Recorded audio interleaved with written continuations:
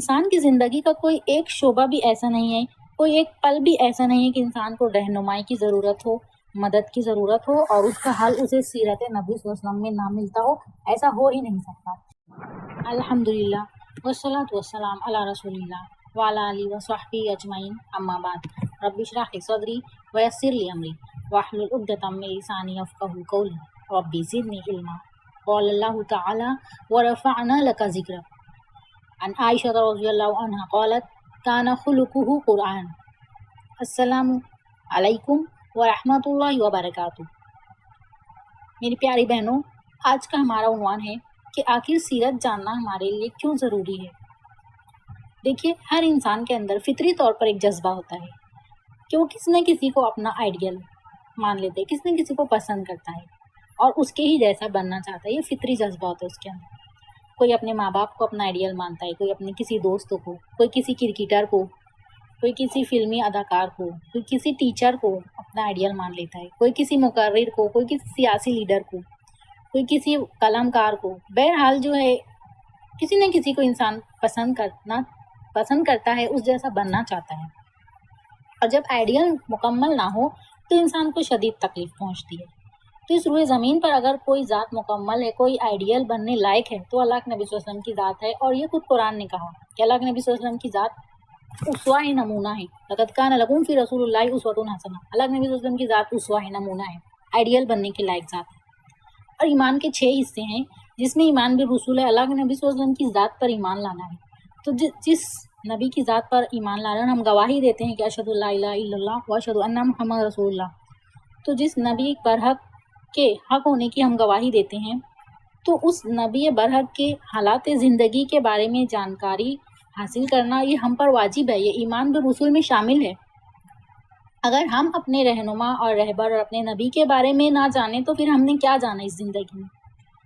اور اخلاق اور کردار، جس پرسنالٹی ڈیولپمنٹ کے پروگرام ہوتے ہیں، اب تو اسکولوں میں بھی آ گئے، اخلاق اور کردار پر اگر کوئی محنت کرنا چاہے تو اللہ کے نبی صلی اللہ علیہ وسلم نے کہا انما بعثت لاتمم مکارم الاخلاق، صحیح بخاری کی حدیث، کہ میں جو ہے اخلاق کی اور کردار کی تکمیل کے لیے اس دنیا میں لایا گیا ہوں۔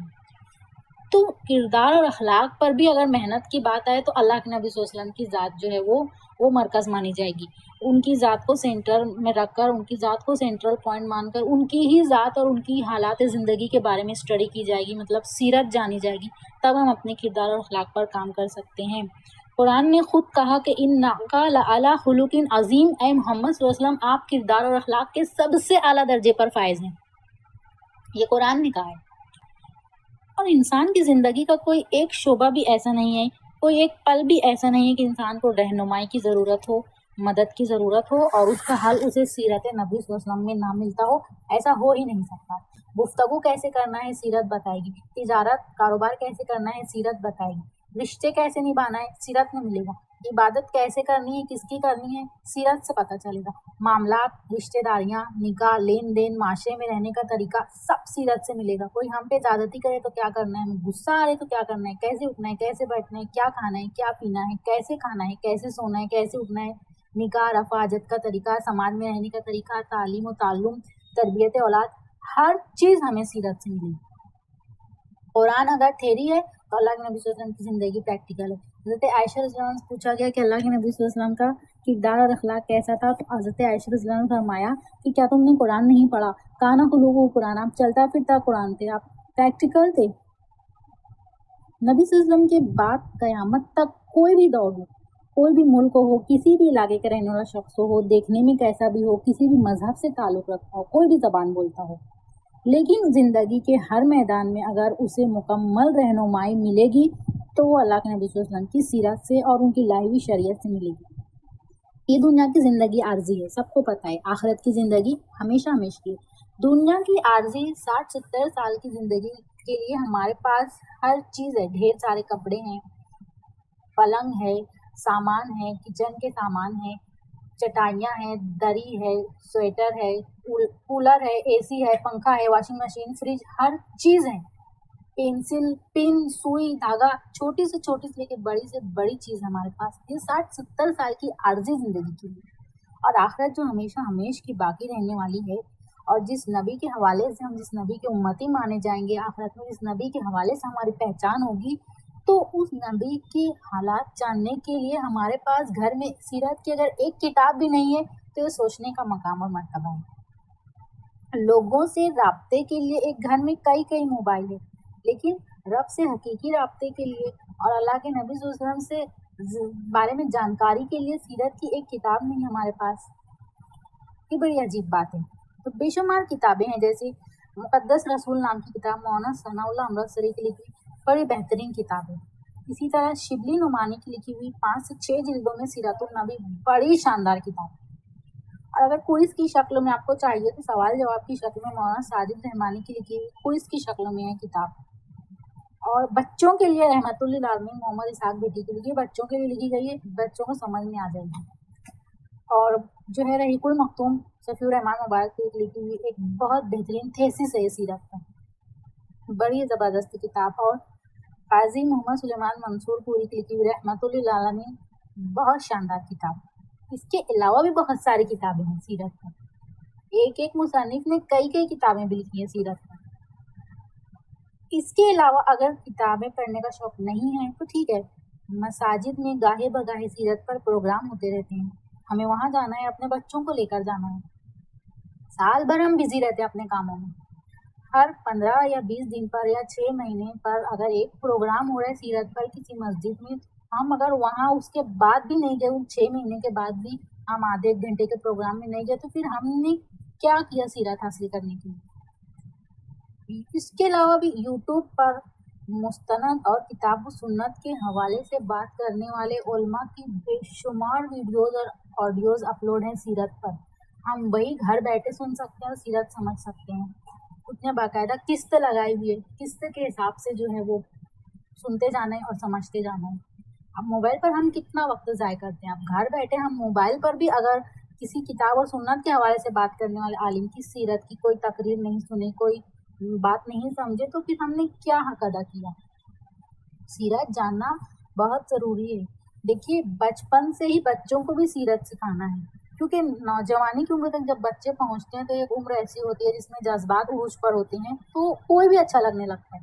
یہی وقت ہوتا ہے جہاں پر بچوں کو سنبھالنا بہت مشکل ہوتا ہے۔ بچوں کو اگر ہم نے بچپن سے سیرت نہیں سکھایا ہے اور ان کی جڑوں میں سیرت کے بارے میں بالکل پختہ جو ہے علم نہیں بٹھایا ہے، تو وہ نوجوانی کی عمر تک پہنچتے پہنچتے کسی کو بھی پسند کرنے لگیں گے، کوئی بھی انہیں اچھا لگنے لگے گا۔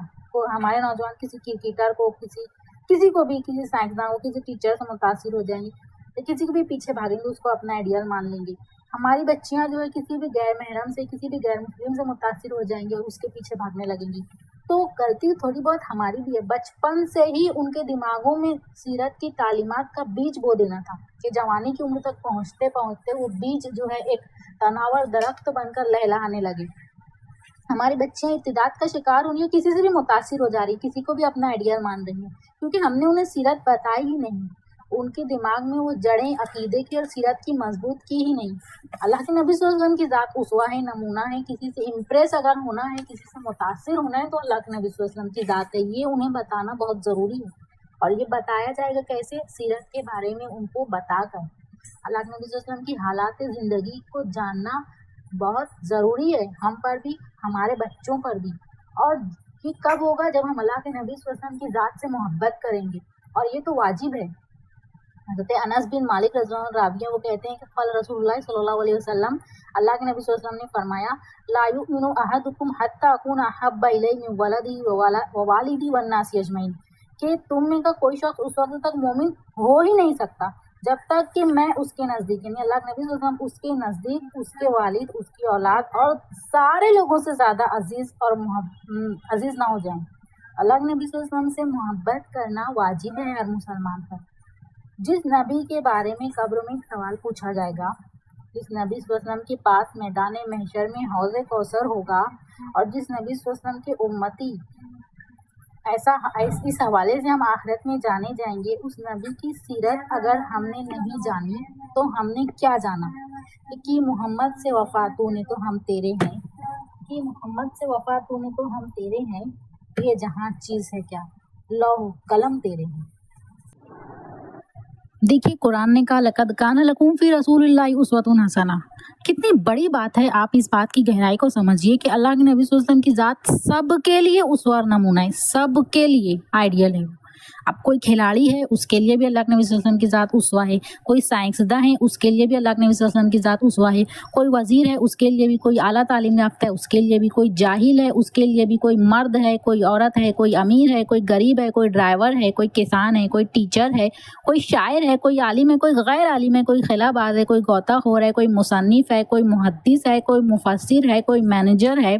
सबके लिए अल्लाह के नबी सल्लल्लाहु अलैहि वसल्लम की ज़ात उसवा और नमूना है। कोई पस्त कद है, कोई तवील कामत है, कोई अफ्रीकी है, कोई चाइनीज़ है, कोई अमरीकी है, कोई उर्दू बोलने वाला है, कोई तेलुगु बोलने वाला है, कोई मलयालम बोलने वाला है, कोई इंग्लिश बोलने वाला है, कोई छोटा है, कोई बड़ा है, कोई ताजिर है, कोई लीडर है, कोई सनतकार है, कोई कलमकार है, कोई शायर है। सबके लिए अल्लाह के नबी सल्लल्लाहु अलैहि वसल्लम की ज़ात उसवा और नमूना है। हम मुसलमान होने हैं तो हमने अगर अल्लाह के नबी सल्लल्लाहु अलैहि वसल्लम की सीरत नहीं जानी तो हमने क्या जाना।